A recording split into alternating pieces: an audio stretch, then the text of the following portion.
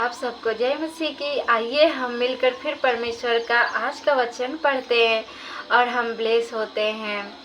तो आइए हम मिलकर पढ़ते हैं। भजन संहिता 104 का 1 से लेके हम पढ़ेंगे। हेड राइटिंग में लिखा है सृष्टिकर्ता की स्तुति। तो आप सब हम जानते हैं कि हम अपने सृष्टिकर्ता की आराधना करते, महिमा करते, प्रशंसा करते हैं। तो आइए हम मिलकर पढ़ते हैं। एक हम पढ़ेंगे एक आयत। हे मेरे मन, तू यहोवा को धन्य कर। हे मेरे परमेश्वर यहोवा, तू अत्यंत महान है। तू वैभव और ऐश्वर्य का वस्त्र पहने हुए है। दूसरा आयत पढ़ेंगे।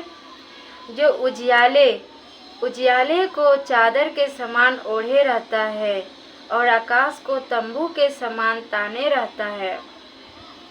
हम तीसरा आयत पढ़ेंगे। जो अपनी अटारियों की कड़ियाँ जल से धरता है और मेघों को अपना रथ बनाता है और पवन के पंखों पर चलता है। 4 आयत पढ़ेंगे। जो पवनों को अपने दूत और धधकती आग को अपने टहलुए बनाता है। 5 आयत पढ़ेंगे।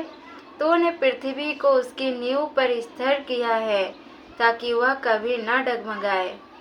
6 आयत पढ़ेंगे। तूने उसको गहरे सागर से ढाँप दिया है, जैसे वस्त्र से जल पहाड़ों के ऊपर ठहर गया है। 7 आयत पढ़ेंगे। तेरी घुटकी से वह भाग गया, तेरे गरजने का शब्द सुनते ही वह उतावली करके बह गया। 8 आयत पढ़ेंगे। वह पहाड़ों पर चढ़ गया और तराइयों के मार्ग से उस स्थान में उतर गया जिसे तूने उसके लिए तैयार किया था। 9 आयत पढ़ेंगे। तूने एक सीमा ठहराई जिसको वह नहीं लांघ सकता है और न लौटकर स्थल को ढाँप सकता है। 10 आयत पढ़ते हैं। तो नालों में सोतों को बहाता है, वे पहाड़ों के बीच से बहते हैं। 11 आयत पढ़ेंगे। उनसे मैदान के सब जीव जंतु जल पीते हैं, जंगली गद्दे भी अपनी प्यास बुझा लेते हैं। 12 आयत पढ़ेंगे। उनके पास आकाश के पक्षी बसेरा करते और डालियों के बीच में से बोलते हैं। 13 आयत पढ़ेंगे। तू अपनी अटारियों में से पहाड़ों को सींचता है, तेरे कामों के फल से पृथ्वी तृप्त रहती है। 14 आयत पढ़ेंगे। तू पशुओं के लिए घास और मनुष्य के काम के लिए अन्न आदि उपजाता है और इस रीति भूमि से वह भोजन वस्तुएं उत्पन्न करता है। 15 आयत पढ़ेंगे। और दाख मधु जिससे मनुष्य का मन आनंदित होता है और तेल जिससे उसका मुख चमकता है और अन्न जिससे वह संभल जाता है। 16 आयत पढ़ेंगे। यहोवा के वृक्ष तृप्त रहते हैं, अर्थात लबानोन के देवदार जो उसी के लगाए हुए हैं। 17 आयत पढ़ेंगे। उनमें चिड़िया अपने घोंसले बनाती है, लग का बसेरा सोनवर के वृक्षों में होता है। 18 आयत पढ़ेंगे। ऊंचे पहाड़ जंगली बकरों के लिए है और चट्टानों सापानों के शरण स्थान है। 19 आयत पढ़ेंगे। उसने नियत समयों के लिए चंद्रमा को बनाया है, सूर्य अपने अस्त होने का समय जानता है। 20 आयत पढ़ेंगे।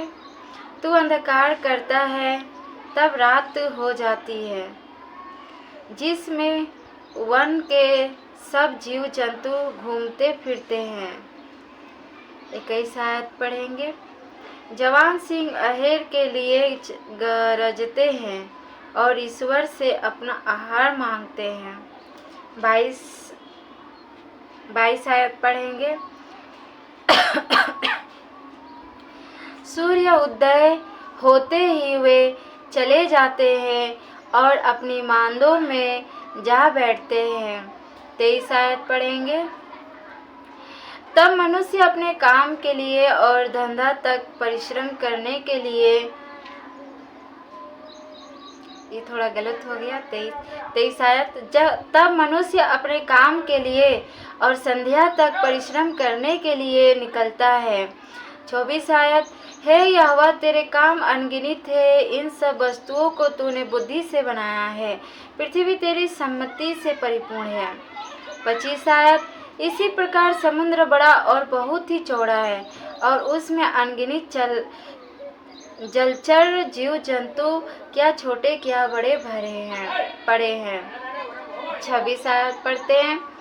उसमें जहाज भी जाते हैं और लिव्यतान भी, जिसे तूने वहाँ खेलने के लिए बनाया है।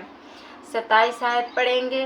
इन सब को तेरा ही आसरा है कि तू उनका आहार समय पर दिया करे। 28 आयत पढ़ेंगे। तू उन्हें देता है, वे चुन लेते हैं, तू अपनी मुट्ठी खोलता है और वे उत्तम पदार्थों से तृप्त होते हैं। 29 आयत। तू मुख फेर लेता है और वे घबरा जाते हैं, तू उनकी सांस ले लेता है और उनके प्राण छूट जाते हैं और मिट्टी में फिर मिल जाते हैं। 30 आयत।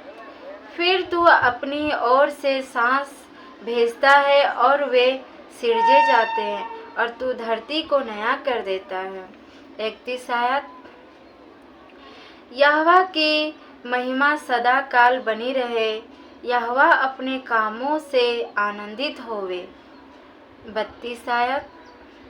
उसकी सृष्टि ही से पृथ्वी काँप उठती है और उसके छूते ही पहाड़ों से धुआं निकलता है। 33 आयत।